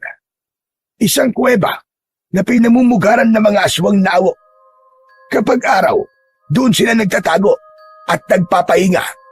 Lalo na kapag may sugat sila, doon sila nagpapagaling. Lahat sila ay nagbabantay sa itak. Alam ni Estong ang lugar na yon. Maaari kanyang samahan at tulungan. Madali lang naman ang pagpunta ron. Ang pagpasok ang mahirap, Waldo. Dahil ang kinaroroonan ng sandata ay nasa ilalim mismo ng yungib. Ano po ang kakayahan ng sandatang naroon? Ang kakayahan ng itak ay ilabas ang kapangyarihan ng aswang mula sa kanyang katawan. Tinutunaw ng itak ang mutya ng awok. Teka, bakit po ganun kalakas ang itak? Dahil isa yung mahiwagang itak na pinanday sa gitna ng lindol at kidlat. Ang ibig ko sabihin, pinanday ang itak habang kumikidlat at lumilindol. Ang pinakamalalang epekto ng sugat na likha ng tanim ay ang pagkalusaw ng katawan ng mga aswang. Makapangyarihan po pala ang sandatang yun. Kung ganun, kailangan ko po yung makuha. Sana nga, Waldo. Doon nakasalalay ang kaligtasan natin lahat para tuluyan ng maubos ang lahi ng mga aswang na awok sa baryong ito. Magtatagumpay po ako, Lolo Tyre. Sigurado po ako ron. Anak, huwag kang padalos-dalos ng desisyon. Kailangan pag-isipang mabuti ang pagpunta ron. Nakahanda rin po akong tumulong sa anak niyo, Mang Ronald. Panahon na po para kumilos. Kailangan na po nating itakas sa mga biyag bago pa sila maubos. Kung handa na kayo, makinig kayong mabuti sa akin. Kailangan niyong magdala ng ilang pangontra at sandata na panlaban sa kanila. Ikaw, Estong, magdala ka ng bunot ng nyog na merong insenso at kamangyan. Saka niyo sindihan sa loob ng kuweba para manghina sila at mabawasan ang kanilang puwersa. Maganda po naisip niyo, Lolo Tyre. Dahil napansin ko nga po, natakot po sila sa usok. Tama ka. Dahil hindi sila nakakahinga kapag nakakalanggap sila ng usok mula sa bunot ng nyog. Lalo na kapag merong insenso at kamangyan. At pagpasok sa kuweba, ay itaon nyo na natutulog sila. Pagkatapos ipaliwanag ni Lolo Tyre ang mga dapat naming gawin, tinahak namin ang daan papunta sa gitna ng kagubatan. Dala ang aming mga sandata. Pagkalipas ng 1 oras na paglalakad, ay narating namin ang bukana ng yungib. Maliwanag ang loob doon dahil sa mga sulo. Nagkatinginan kami ni Estong. Waldo, sigurado ka na ba talaga na papasukin mo ang yungib na yan? Oo, Estong. Kung kinakailangan isugal ko ang aking buhay, gagawin ko. Ngayon, tatanungin din kita. Handa ka na ba? Oo, handa na rin ako, Waldo. Tara na, ito na ang tamang pagkakataon natin. Maingat kaming pumasok sa loob ng yungib. Nakita namin na natutulog ang mga aswang. Dahan-dahan kami sa pagakbang. Ang mga nakahigang aswang ay maingat naming nilampasan habang pigil ang hininga. Bigla akong tumigil sa paglalakad nang maramdaman ko ang paghawak ng aswang sa aking paa. Habang nakapikit ito, maingat ko yung inalis, saka mabilis na humakbang. Pagdating namin sa dulo, nakita ko ang isang kakaibang uri ng itak. Nasa pagitan nito ng 2 malaking bato. Sige, Waldo, lapitan mo na. Daan-daan ka lang. Nilapitan ko ang itak. Hinawakan ko ang puluhan para sana ay bunutin. Ngunit muntik ako mapasigaw dahil napaso ako sa init ng hawakan. Mabuti na lang at maagap na natakluban ng palad ni Estong ang aking bibig. Nakita ko na nalapnos ang aking kamay at galit akong napatingin kay Estong. Bakit di mo sinabi na mainit pala ang hawakan nito? Pambihira ka naman, oo. Pasensya ka na, nakalimutan ko rin eh. Isa pa, kasama yan sa pagsubok sa pagkuha ng sandata. Kaya kailangan mong tiisin ang init. Kailangan mo mabunot ang itak bago pa magising ang mga awok na to. Muli kong sinubukang hawakan ang puluhan ng itak. Napangiwi ako dahil sa sobrang sakit. Anak naman ng putya, oh! Paano ko ito makukuha? Ang init eh! Wala tayong magagawa. Kasama yan sa pagsubok. Tiisin mo ang sakit at ang init hanggang sa makaya mo na siyang bunutin. Nagpapabunot lang daw ang itak na yan sa taong karapat-dapat na magmay-ari sa kanya. Sige, kaya mo yan. Muli kong hinawakan ang makapangyarihang itak. Tiniis ko ang sakit kahit ramdam na ramdam ko ang init nun. Sinikap kong hilahin yun. Umusok ang aking kamay. Subalit hindi ko yun pinansin. Ubod lakas kong hinugot ang itak at nabunot ko yun. At dahil sa ginawa ko, yumanig ang buong paligid ng yungib. Kaya't nagising ang mga aswang. Naalarma kami ni Estong at napasiksik sa pader na bato. Yari na! Nagising ang mga aswang, Waldo! Ngayon ko masusubukan ang kapangyarihan ng itak na to. Napuno ng pag-angil ang loob ng yungib. Hindi kami makalis dahil nakaharang sila sa lagusan. Pinalibutan kami ng mga aswang. Lahat sila ay nakatingin ng masama sa amin. Nagbabaga ang mga mata. Mas lalong bumangis ang kanilang anyo. Natangkasan ang susugod sa amin. Maagap ko namang iwinasiwas ang itak para hindi sila makalapit. Estong, gawin mo na! Isaboy mo na rin sa kanila ang asin! Bilisan mo! Ginawa ni Estong ang plano. Isinaboy niya ang asin sa mga aswang. Pagkatapos nun, sinindihan niya ang bunot ng nyog. Kumalat ang usok sa loob ng kuweba. Sinabayan ko yun ng pag-atake sa kanila gamit ang aking makapangyarihang itak. Tinaga ko sa leeg ang unang sumugod sa amin. Nakita ko ang epekto ng talim sa katawan nila. Merong lumabas na usok mula sa nakabukas na sugat ng aswang. Bumagsak siya sa sahig ng kuweba. Nagkikikisay ang katawan. Bumubula ang bibig na parabang nalalason at lumuwa ang kanyang mga mata hanggang sa tuluyang lumiyab ang kanyang katawan. Hindi ako makapaniwala sa malakas na kapangyarihan ng itak. Kaya naman, sumugod ako sa mga natitira pang mga aswang at bawat wasiwas ko ng talim sa ere ay tinatamaan ko sila sa kanilang katawan at agad na nasusunog. Waldo, tara na! Malapit na maubos ang usok sa bunot ng nyog! Dahil sa sinabing yun ni Estong, mabilis kong inatake ang mga aswang na nakaharang sa daan palabas ng kuweba. Bawat tamaan ng aking taga, isa-isa silang bumabagsak sa sahig ng kuweba hanggang sa masunog. Ang iba naman ay napapaluhod dahil nanghihina sila sa nalalanghap nilang usok galing sa bunot ng nyog. Sinamantala namin ang pagkakataon para lumabas ng kuweba. Hindi ko napansin na merong nag-iisang aswang na humabol sa amin. Kaya bago ko pa mapugutan ng ulo ang aswang, tinamaan na ng kalmot sa dibdib si Estong. Dala ng labis kong galit, paulit-ulit kong tinaga sa leeg ang aswang na awok hanggang sa tuluyan itong bumagsak sa lupa hanggang sa masunog. Saka ko naman nilapitan si Estong. Estong, may sugat ka! Ayos lang ako. Hindi naman malalim ang sugat ko eh. Anong hindi malalim? Delikado pa rin yan dahil sa laso ng awok. Mabuti na lang at pinadala sa akin ni Lolo Tahir ang langis na to. Gagamutin kaagad kita. Hubarin mo ang damit mo. Mabilis na nagubad ng damit si Estong at lumantad sa aking paningin ang 3 malalim na guwit mula sa kuko ng aswang na awok. Pero biglang napako ang aking atensyon sa suot na kwintas ni Estong. Meron yung palawit na tela na may pamilyar na itsura. Hindi ko lang matandaan kung saan ko yun nakita. Pagkatapos kong patakan ng langis ang sugat ni Estong, ay muli niyang isinuot ang kanyang damit. Pero hindi ako nakatiis na hindi magtanong tungkol sa kanyang kwintas. Anong uri ng kwintas ang suot mo, ha Estong? Naku, wala to. Hindi naman to agimat eh.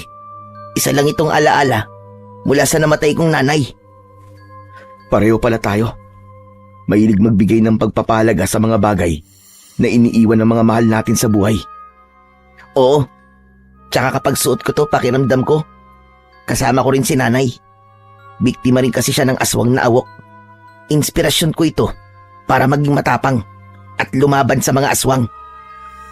Kaya pala tinutulungan mo ko dahil gusto mo rin mabigyan ng hustisya ang nangyari sa iyong ina. Teka, ano nga palang gagawin natin sa kuweba? Kailangan natin sunugin ang lugar na to para walang maiwan na ebidensya. Sinunog namin ni Estong ang loob ng kuweba. Pagkatapos kong gamutin ang kanyang sugat, ay inalalayan ko siyang maglakad, papalayo, sa lugar na yon. Pagkalipas ng 1 oras, narating namin ang bahay ni Lolo Taher. Pagkatapos kong maipakita, kina Tatay at Lolo Taher ang itak, nagplano kami sa gagawin naming paglusob sa kuta ng mga aswang para itakas ang mga bihag. Nagkaroon din kami ng konting pagsasanay sa paggamit ng aming sandata. Nagpalipas kami ng ilang araw sa bahay ni Lolo Taher. Gumawa naman ng patibong si Tatay sa palibot ng bahay ng matanda. Kaya isang gabi, isinigawa na namin ang plano. Sanib puwersa kami ni Lolo Taher, Estong at Tatay sa paglusob sa kuta ng mga aswang. Maingat kaming nagtago sa likod ng mga puno habang pinagmamasdan ang kinaroroonan ng kulungan ng mga bihag. Bakit para yatang tahimik ang paligid, Tatay Taher? Madalas ay ganyan na nangyayari dahil abala sila sa normal nilang pamumuhay. Maaaring naghahanap sila ng mga unggoy na kanilang gagawing pagkain. Nakapagtataka naman po yata na wala silang iniwan na bantay sa mga bihag. Dahil kampante sila na walang magtatangkang itakas ang kanilang mga bihag. Hindi po ba't magandang pagkakataon na ito para sa gagawin nating plano? Kaya tara na po, habang wala pa po ang mga bantay. Sige, ako na ang mauuna sa pagpasok sa kuta. Lumabas ako sa aking pinagtataguan, pero hindi nagtagal. Sumunod na rin sa akin sina Tatay. Maingat ang aming hakbang habang nakayuko. Panay ang linga namin sa paligid. Inihanda ko ang aking itak at pinakawalan ang mga biyag. At habang isinasagawa namin yon, hindi namin napansin na unti-unti na palang lumilitaw mula sa likod ng mga puno ang mga bantay roon. Nagulat kami dahil napapalibutan na kami ng mga aswang na awok. Maya-maya pa ay dumating si Mang Badong. Nasa likod nito ang mga tanod. Nakangisi sila ng nakakaloko. Pambihira! Nahulog tayo sa patibong nila. Talagang inabangan nila tayo para mahuli tayo. Ano nang gagawin natin? Paano na ang mga biyag? Wala na tayong magagawa, anak. Wala na tayong madadaanan. Dahil sa naging reaksyon namin, humalakhak ng malakas ang aswang na si Mang Badong, saka ngumisi at nagpalitaw sa mahahaba nitong mga pangil. Akala nyo ba ay ganun ako katanga para pabayaang maitakas nyo ang mga biyag? Alam ko na gagawin nyo ito pagkatapos nyo kunin ang sandata sa loob ng kuweba. Nakarating sa akin ang ginawa nyo sa mga alagad ko, kaya hindi ko hahayaan na mabuhay pa kayo. Ngayon na nahulog na kayo sa aking bitag, hindi na kayo makakatakas. Ito na ang magiging katapusan ninyo! Hoy! Pangit na aswang! Huwag ka na magpanggap dahil kilala ka na namin, Mang Badong! Mabuti naman at kilala nyo na ako. Alam ko na rin kung anong dahilan kung bakit lumipat kayo sa baryo ko. Hinahanap nyo ang pamilya nyong sakay ng jeep. 17 taon na ang nakakalipas. Tandang-tanda ko pa ang isang babaeng pinatay ko. Kamukhang-kamukha siya ng anak mo, Ronald. Nagmamakaawa siya. Nabuhayin ko ang anak niya at siya na lamang ang patayin ko. Hindi ba't ang babaeng pinatay ko ang hinahanap nyo? Tama ba? Hayop ka! Demonyo ka, Mambadong! Magbabayad ka sa pagpatay mo sa nanay ko! Papatayin kita! Dala ng bugso ng aking damdamin. Sumugod ako kay Mambadong. Akma ko na sana siyang tatagain nang biglang nilapitan ng mga alagad niya ang aking mga kasama. Subukan mo lang na lumaban. Kung hindi, mamamatay ang mga kasama mo. Sige, ibigay mo sa akin ang itak. Bilisan mo! Ano ako, tanga? Hindi ko ibibigay sa'yo ang makapangyarihang itak na to. Dahil nakipagmatigasan ako sa pinuno ng mga aswang na si Mambadong, ipinabugbog niya sina tatay sa mga alagad niyang aswang. Kaya wala na akong nagawa, kundi ang isuko ang makapangyarihang itak. Teka, tama na! Tama na, Mambadong! Huwag niyo silang saktan! Mabilis ka naman palang kausap eh. Sige, itali ang lapastangan na yan. Maya-maya pa, naramdaman ko ang paghawak ng mga aswang sa tigkabilaan kong braso. Saka inilapit sa puno at iginapos sa kuroon. Matitikman mo ngayon ang pagpapahirap na hindi mo pa nararanasan sa buong buhay mo. Pakiwalan mo ang anak ko, hayop ka! Tayong dalawa maglaban! Duwag ka! Duwag! Dahil sa galit ni Mambadong, nilapitan niya si tatay. Pagkatapos ay sinuntok niya ito sa muka. Inutusan niya rin ang mga alagad niyang awok na bugbugin sina Istong at ang matanda na si Lolo Taher. Tama na yan! Tama na! Huwag mo silang inamay! Hindi ko hahayaan na humaba ang mga sungay ninyo para lumaban sa akin. Hindi na rin kayo makakaalis sa lugar na ito. Hindi ako makakapayag na merong makaalam ng tungkol sa baryong ito. At kung makatakas man kayo, walang maniniwala sa inyo na merong aswang sa baryong ito. Nagkakamali ka, demonyo ka. Gagawin ko ang lahat para makaalis sa lugar na to. At ang ID na ibinigay mo ang gagamitin kong katibayan na nanggaling kami sa baryong ito at ipagkakalat ko sa lahat na mga aswang kayo. Biglang dumilim ang anyo ng pinuno ng mga aswang na si Mambadong. Nagulat ito sa akin sinabi, kaya dala ng kanyang galit, isinawsaw niya ang aking itak sa nagbabagang kahoy. Pagkatapos ay ipinaso niya yon sa aking kamay. Halos mapasigaw ako sa labis na kirot. Si tatay ang hindi nakatiis. Nagpumiglas siya para makalapit sa akin. Pero bigla siyang hinampas ni Mambadong ng puluhan ng itak sa muka. Kaya naman, pansamantalang nawalan ng malay si tatay. Hayop ka talaga, Badong! Humanda ka sa akin kapag nakatakas ako rito! Ikaw ang una kong papatayin! Tatagtaran kita ng pinong-pino! Puro kasatsat na hindi ka na nga makagalaw dyan. At hindi mo na rin magagamit ang iyong kamay. Dahil sunog na yan. Kaya maghintay ka na lamang sa kamatayan mo. Umalis sila sa aming harapan, habang sila Istong at Lolo Taher naman ay nananatiling walang imik habang iginagapos ng mga aswang. Ang mga bihag naman ay ibinalik na sa kulungan habang umiiyak at humihingi ng tulong sa amin. Ang itak ko naman ay inilagay ni Mambadong sa apoy para tuluyang tunawin. Nang mawala sila sa aking paningin, nagpumiglas ako para tumakas. Kahit sa bawat paggalaw ko ay nasusugatan ako ng lubid. Tiniis ko ang sakit, ngunit nabigo akong tanggalin yun. Pagkalipas lamang ng ilang minutong pagkakagapos, napansin ko ang isang pamilyar na unggoy na nagpalipat-lipat sa sanga ng puno.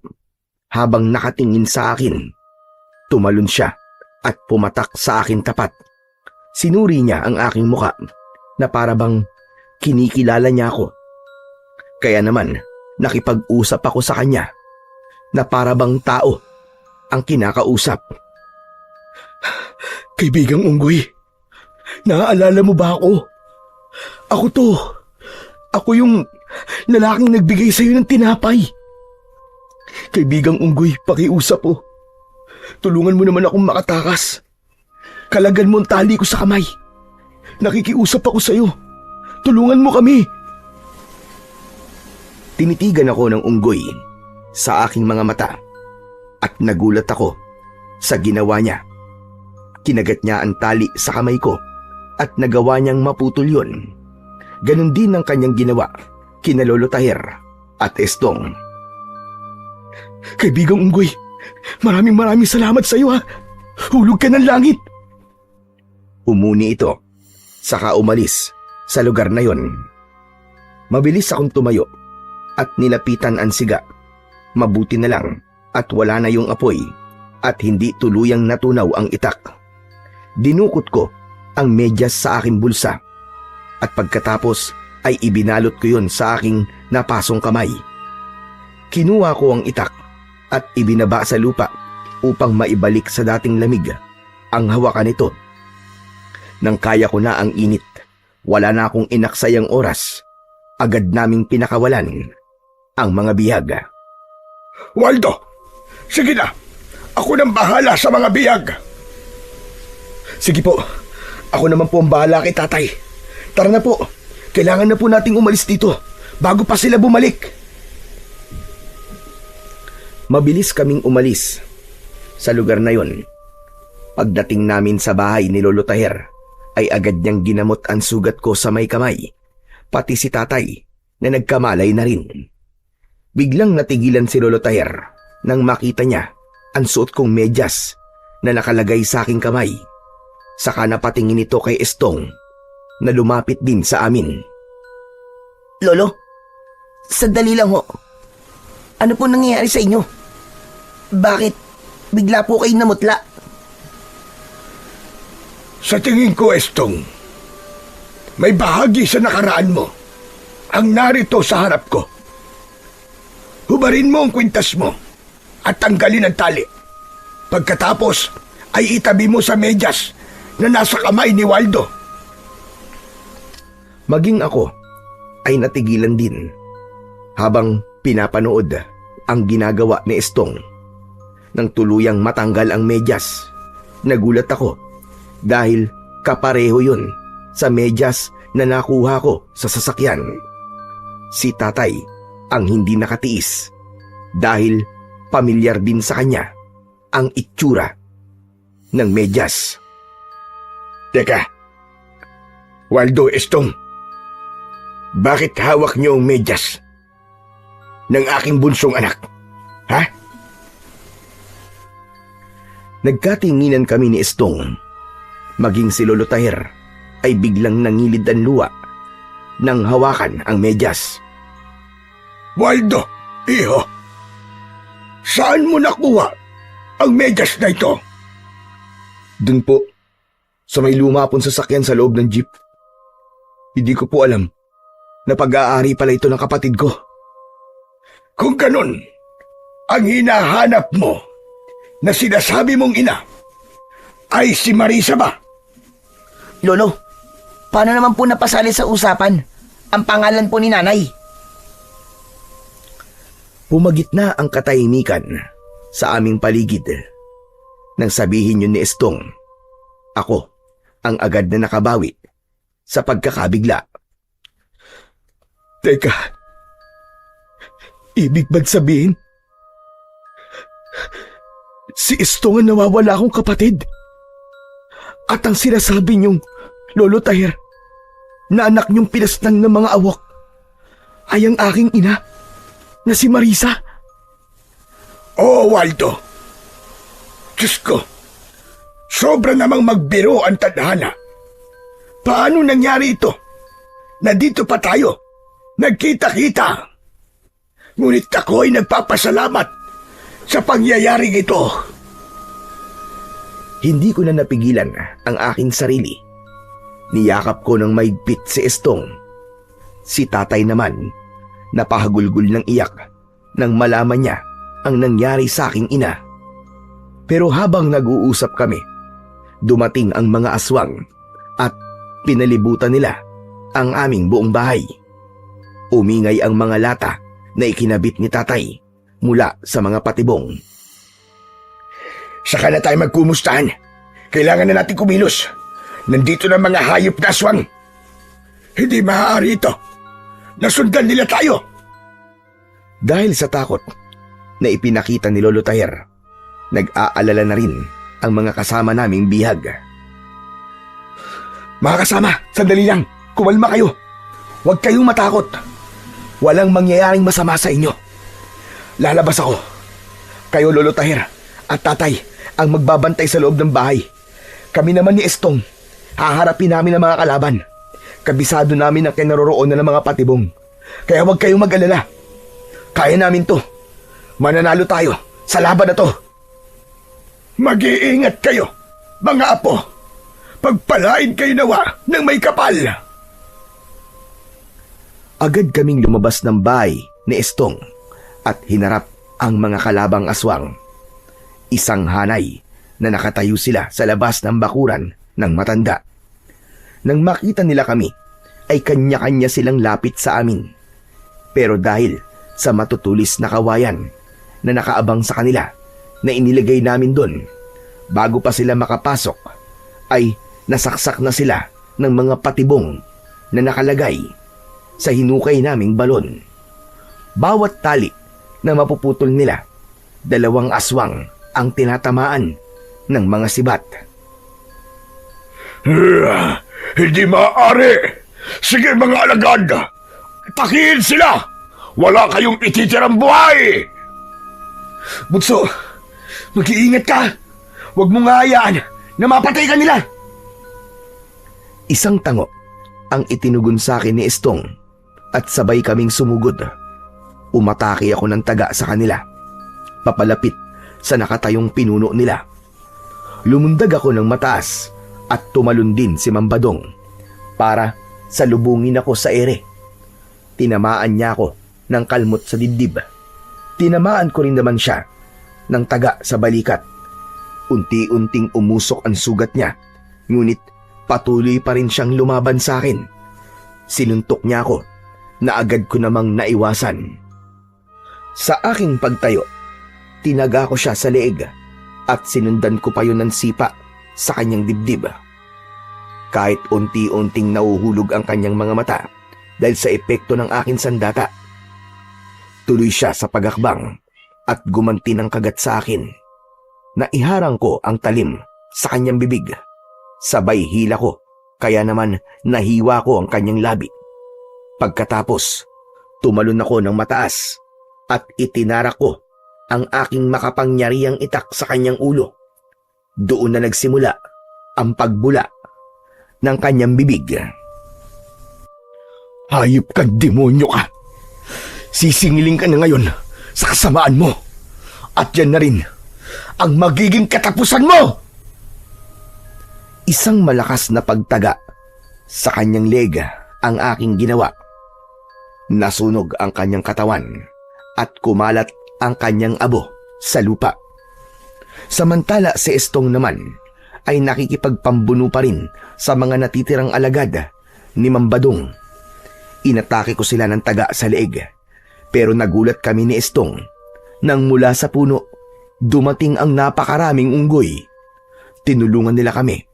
Inuhulog nila ang mga aswang sa balon na puno ng matutulis na kawayan.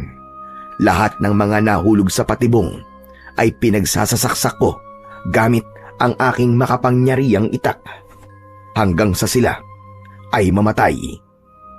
Nang humupa ang kaguduan, lumapit sa akin ang unggoy. Sumampa siya sa aking balikat at niyakap niya ako ng maigpit. Naramdaman ko na para bang siya ay nagpapasalamat. Kaibigang unggoy, maraming salamat din sa tulong mo sa amin.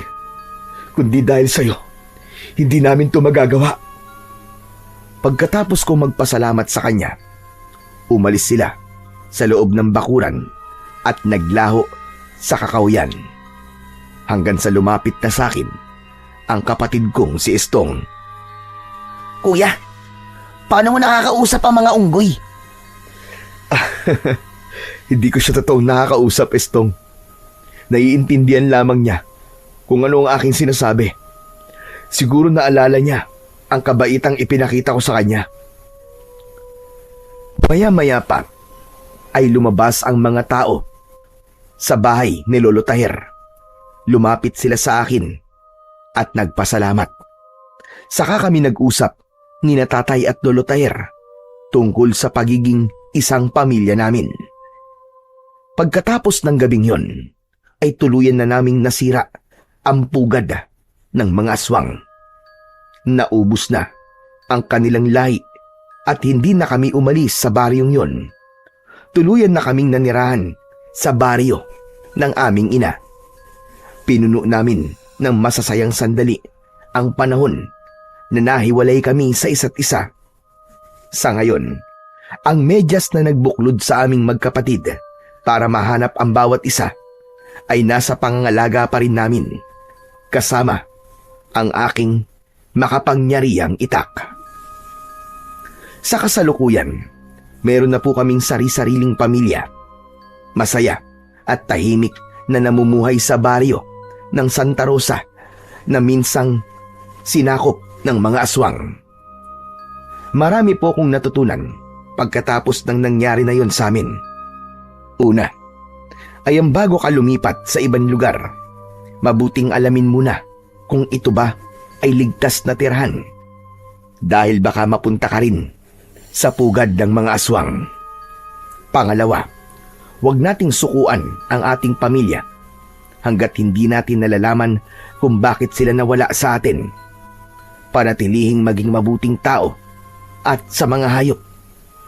Dahil baka dumating ang isang araw na sila naman ang magbibigay ng tulong sa atin. Hanggang ngayon po, Sir Blair, hindi ko nakakalimutan ang unggoy na tumulong sa amin. Sa katunayan, palagi siyang bumibisita sa amin. Hanggang sa aking mga anak, itinuturo ko sa kanila na palaging maging mabuti sa mga hayop. Hanggang dito na lamang po ang aking kwento at sana ay kinapulutan po ng aral ng ibang naliligaw ng landas. Nagpapasalamat, Waldo.